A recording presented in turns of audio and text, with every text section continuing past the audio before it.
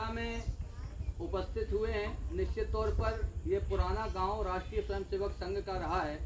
संघ के गांव का नाम आता है तो राष्ट्रीय स्वयंसेवक संघ का एक गांव अगर कोई नाम लिया जाता है तो वो गदाई खेड़ा भी आता है। तो निश्चित तौर पर पुखराया 6 बस्तियों में बांटा गया, क्योंकि नगर है। तो उन नगरों में एक बस्ती यह भी बनी जिसमें हम लोगों को जिम्मेदारी दी गई थी कि आज की तारीख में यहाँ पर पथ संचलन आप लोगों को निकालना है, जिसकी दृष्टि से आज हम सभी लोग यहाँ पर उपस्थित हैं। राष्ट्रीय स्वयंसेवक संघ का जन्म 1925 में नागपुर के मोहितेबाड़ा में होता है। जिन्होंने संघ की स्थापना की, उनका जो स्वप्न था, तो उनकी दूरदृष्टि थी, वो दृष्टि आज हम लोग अनुभव करते हैं।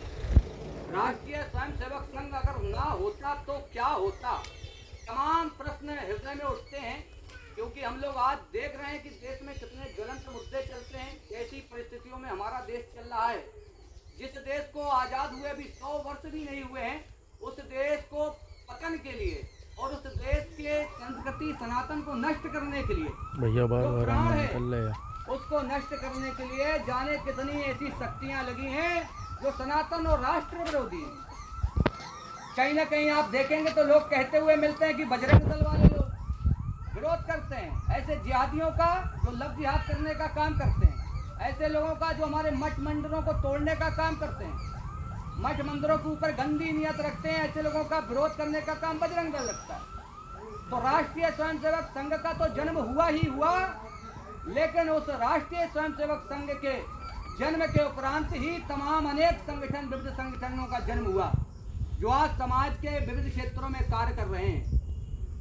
तो निश्चित तौर पर राष्ट्रीय स्वयंसेवक संघ के 100 वर्ष पूर्ण हो गए।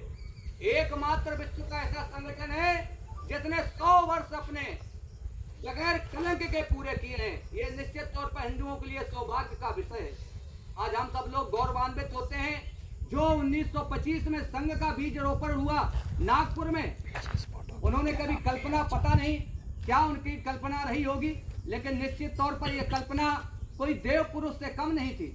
आज वही मोहितेबाड़ा में जो संघ का जन्म हुआ, आज वही टोपी, वही गणवेश, वही शर्ट और वही कदम से कदम मिला करके चलने का काम हम सब लोग कर रहे हैं। निश्चित तौर पर राष्ट्रीय स्वयंसेवक का जन्म खंड खंड में बटा हुआ हिंदू समाज एक हो, एक साथ चले, एक साथ बोले, इसलिए राष्ट्रीय स्वयंसेवक संघ का जन्म हुआ।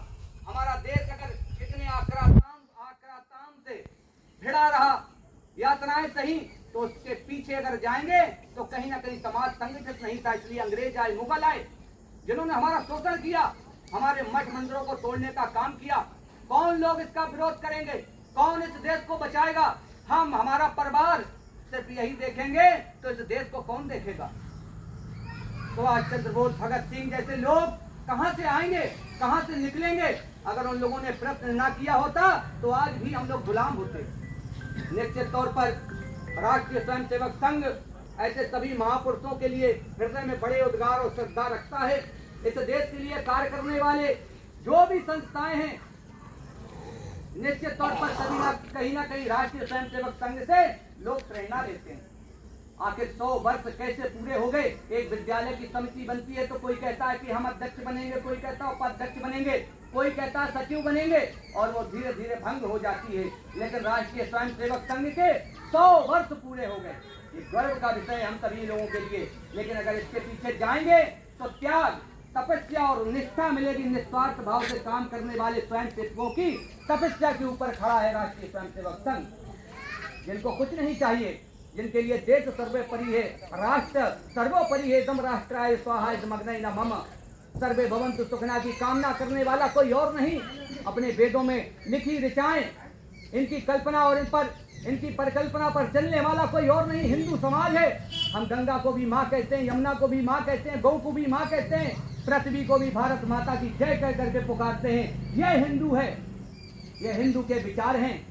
इसलिए राष्ट्रीय स्वयंसेवक संघ का जन्म, समाज संगठित हो, एक साथ चले, संगठित होकर के रहे, क्योंकि 47 में धर्म के नाम पर बंटवारा तो हो चुका है, एक इस्लामिक राष्ट्र बनकर के तैयार हो गया है।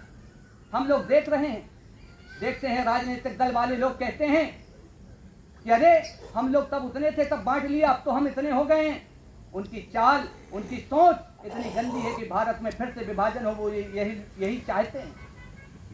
इस विभाजन विविधता की मानसिकता को रोकने के लिए कौन कार्य करेगा?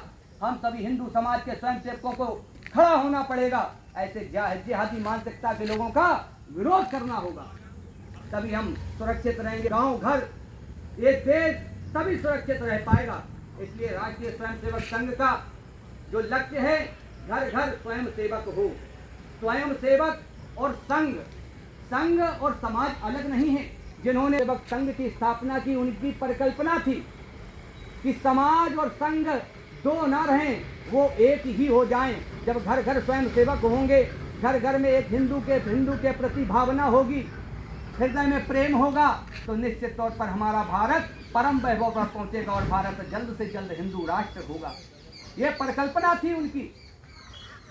तो राष्ट्रीय स्वयंसेवक संघ का ये कार्यक्रम था। समय हो रहा है, ज़्यादा नहीं लेना चाहिए, इसलिए इसी गांव में और भी जो पंच परिवर्तन है, आगामी कार्यक्रम है राष्ट्रीय स्वयंसेवक संघ के, हम लोग बराबर अगले जो है कई महीनों तक इसी गांव में करने वाले हैं, इस बस्ती में करने वाले हैं। तो आप सभी ने अपना सहयोग दिया, आप सभी का धन्यवाद। अपनी वाणी को विराम देते हैं। जय श्री राम।